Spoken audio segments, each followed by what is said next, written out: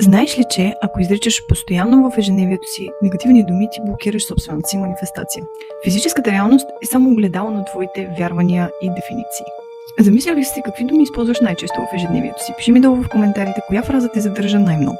С други думи, твоите изкъси вярвания създават емоция. Тази емоция се превръща в честота, която не спира да излучва, докато не излезнеш от това състояние, особено ако то е негативно. Ако думите, които често използваш в ежедневието ти, са по-скоро отрицателни, то ти се отдалечаваш постоянно от това, което искаш да привлечеш, защото влизаш в мод на борба. А когато се бориш срещу желанията си, ти ги отдалечаваш максимално от себе си.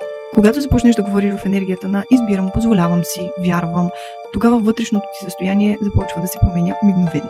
И реалността естествено започва да откликва на тази настрой. Истинското осъзнаване започва когато спреш да действаш на автопилот и започнеш да осъзнаваш мислите и изказа си. И помни, думите създават емоции, а емоциите манифестират реалността, в която живееш. Избирай ги с любов. Следвай ме за още.